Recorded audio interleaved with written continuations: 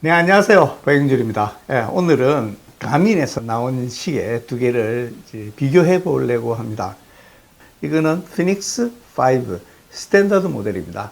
스탠다드 모델이 있고, 요거보다 조금 더 큰 X 모델이 있고, 5X가 있고요. 요거보다 여성용으로 좀 더 작게 나온 게 있어요. 사이즈가.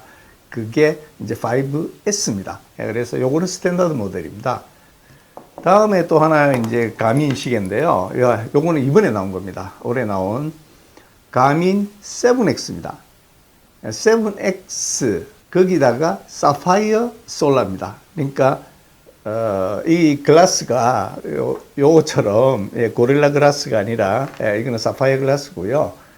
그 다음에 요게 또 터치 스크린이 됩니다. 그 다음에 솔라 그러니까 태양 전지판이 밑에 깔려 있습니다. 그래서 이게 이제 충전을, 태양광을 이용해서 충전을 할 수 있게 되어 있는 거죠. 그래서 요 두 개를 지금 비교하려고 하는데요. 왜 세븐을 했냐면 이게 이제 새로 나왔기 때문에 세븐을 한 이유도 있고요. 또 하나는 이제 그 피닉스 7과 피닉스 6 작년에 나온 피닉스 6가 별 차이가 없습니다. 그러니까 예를 들자면 뭐 그 센서라든지 GPS라든지 이런 것에 있어서 아주 기본적인 것들이 크게 차이가 나지가 않아서 그냥 7X 이걸 가지고 좀 뭐가 더 바뀌었는지 달라진 점 이런 거에 대해서 지금 이야기를 좀 해볼까 합니다. 사실은 이 시계 두 개다가 기능적으로는 저는 좀 차이가 별로 없지 않냐 이렇게 생각이 돼요. 왜 그러냐면 기본적으로 센서 들어가 있는 것들이 보통 운동용으로 쓰는 센서들은 두 개 다 동시에 다 들어가 있어요. 그러니까 운동용으로 이제 쓴다 그러면 컴파스, 그러니까 나침반이죠. 나침반이 들어가야 되고 자이로스코프가 들어가야 되고 그 다음에 바로미터나 또 얼티미터라 그래서 고도계 그게 들어가야 되고 그 다음에 가속도 센서가 들어가야 돼요. 근데 이것들은 둘 다 동시에 다 들어가 있습니다. 근데 7 시리즈에서 더 들어가 있는 것은 건강 관리 또는 조금 더 프로페셔널한, 예를 들자면 포화 산소 농도 같은 것들을 재주는 거예요. 이런 것, 그 기능이 나중에 이제 설명해 드리겠지만은, 그런 것들이 추가로 여기에 들어가 있습니다.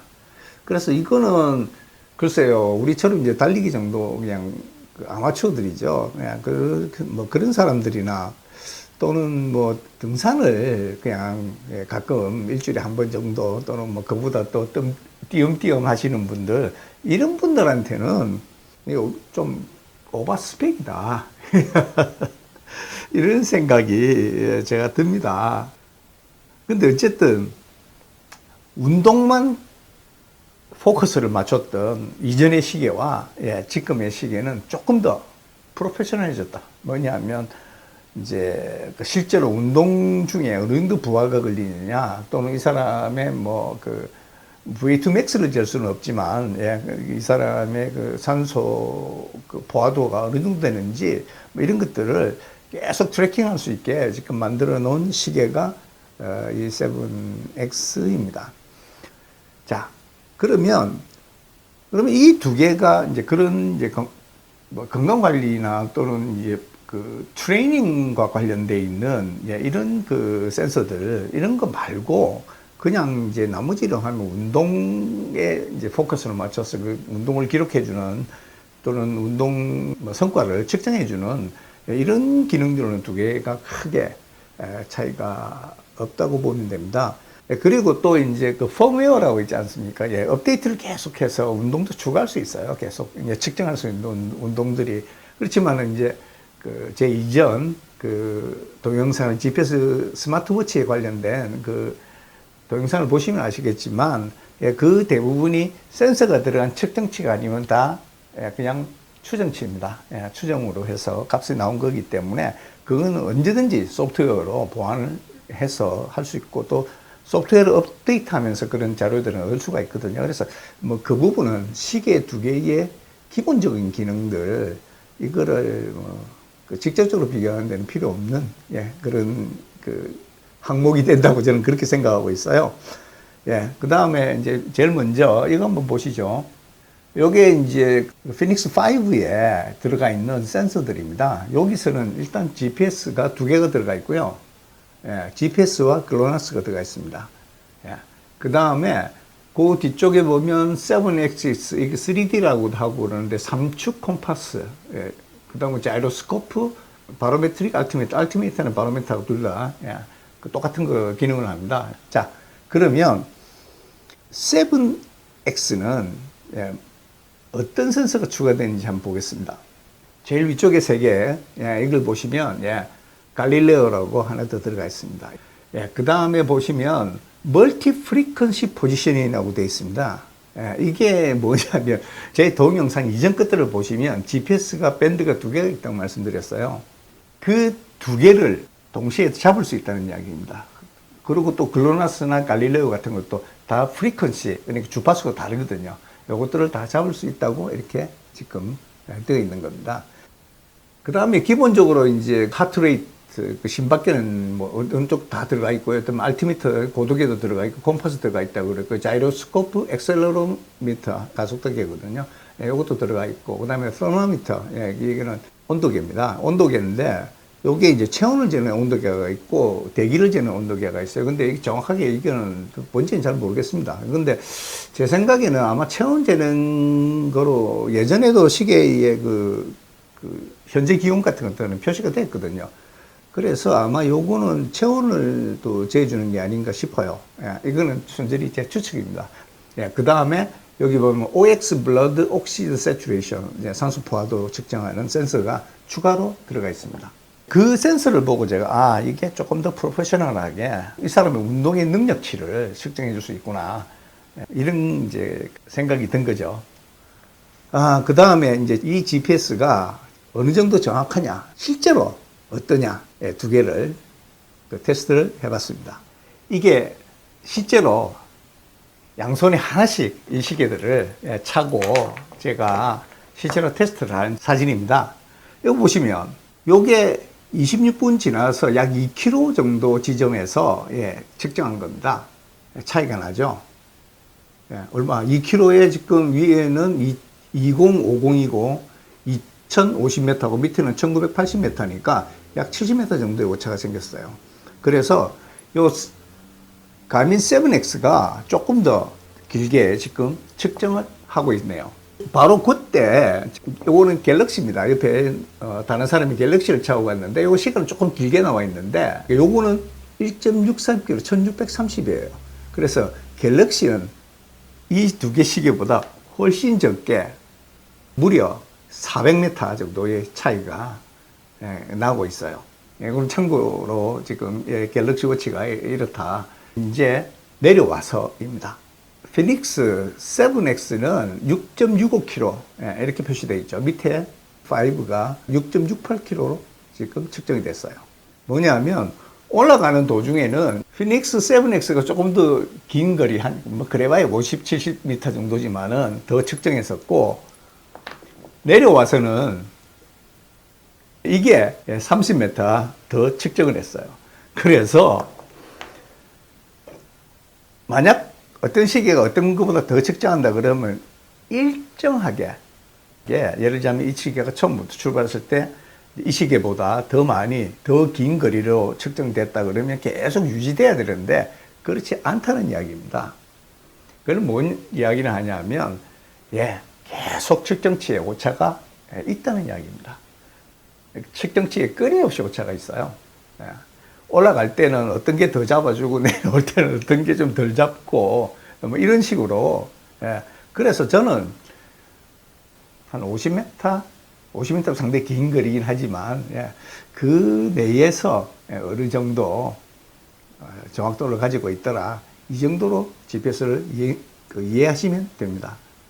여기에 대해서 핀포인트로 예를 들면 뭐 반경 5m 안쪽에 들어가야 된다 이렇게 주장하시면 좀 곤란하다, 이렇게 말씀드릴 수 있습니다. 그리고 종합 기록을 딱 보시면요, 이게 이제 종합 기록인데요, 이게 위에가 피닉스 5고요, 밑에가 이제 7X입니다, 피닉스. 그래서 사실은 두 개가 물론 차이가 한 60m 정도 나는데, 뭐 이게 아주 정확해야 된다. 이렇게 요구하는 것은 좀 무리라고 저는 생각하고 있습니다. 자, 그 다음에 GPS 시계에 제일 중요한 거, 저는 그냥 그거는 배터리라고 생각합니다. 예. 왜냐하면 너무 편해요. 이 시계를 보면 한번 스펙을 볼게요. 그냥 스마트워치로, 그러니까 GPS, 스마트워치 쓴다는 거는 GPS를 잡지 않는다는 이야기입니다. 예, GPS를 사용하지 않고 최대 14일을 유지하고, 다음에 GPS를 켰을 때 최대 21시간을 간다. 이렇게 돼 있어요. 그런데 요 세븐은 스마트워치로만 사용할 때는 28일 갑니다. 피닉스 5가 14일 동안 간다 그랬는데 이거는 무려 지금 보면 28일, 2배 배터리 성능이 좋아졌다고. 그 다음에 GPS만 켰을 때는 89시간 이렇게 주장하고 있어요. 그리고 이제 All Satellite 시스템은 최대, All Satellite 시스템 아까 소개해드린 것처럼 세 가지요. GPS, 글로나스, 그 다음에 갈릴레오를 다 켰을 때, 요때는 63시간을 최대 간다. 이렇게 되어 있습니다. 그리고, 데일리로 차는 거, 스마트워치만 가지고 햇볕에 계속 노출시켜 있으면 최대 37일까지도 쓸 수 있다. 이렇게 되어 있습니다. 갤럭시 워치나 사실은 애플 워치도 마찬가지인데 수시로 이제 충전을 해야 되거든요. 수시로. 그게 저는 너무 불편하더라고요. 그냥 한번 차면 그냥 최소한 한두 달은 그냥 잊어버리고 있어도 되고, 또 중간에 가끔씩 산에 갈 때 이런 그 GPS 시계, 예전 GPS 시계들이 또는 그 스마트 시계들이 짜증났던 게 그런 겁니다. 왜냐하면 매번 차고 다니지는 않거든요. 뭐 시계가 뭐 제가 한 개, 두 개가 있는 것도 아니고, 이런 GPS 시계면 제가 한 8개인가 있습니다. 그러니까 뭐 이것도 차보고 저것도 차보고 막 하거든요. 그리고 또 일을 해야 될 때는 또 이제 이런 그 스포츠 워치를 또 안 차는 경우도 있어요. 다른 시계를 차는 경우도 있으니까. 그런데 마침 이제 산에 가려고, 오늘 산에 좀 가지 하고 요런 이제 GPS 시계를 꺼내서 딱 찾는데 배터리가 별로 남아있지 않고, 이러면 정말 난감하죠, 그럴 때. 그렇다고 매번 잊어버리지 않고 내려와서 계속 이제 매일 이제 시계 꺼내서 배터리 얼마나 남았냐 보고 충전시키고, 이것도 귀찮은 노릇이거든요.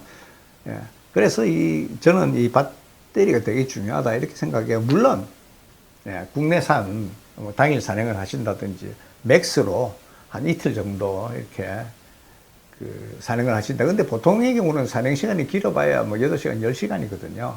요럴 때는 이제 60시간, 70시간 갈 필요가 없겠죠.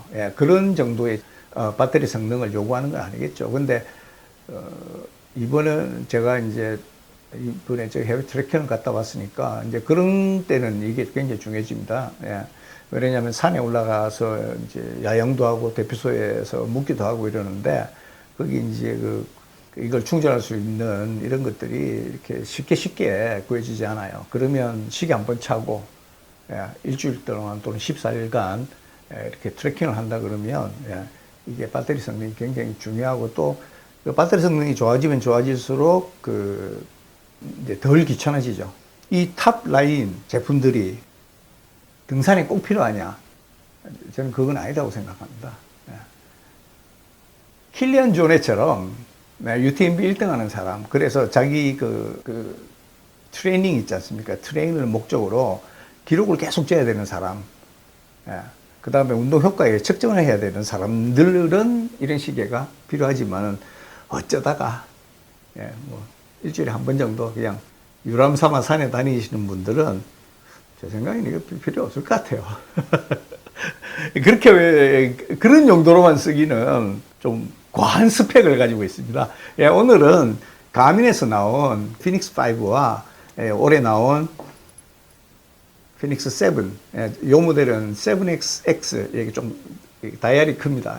이게 좀 크고, 그 다음에 솔라 기능을 갖고 있는 요 모델이 어떻게 달라졌냐, 여기에 대해서 설명드리고, 또 일반적인 성능에 대해서도 제가 조금 언급을 했습니다. 오늘은 여기까지입니다. 감사합니다.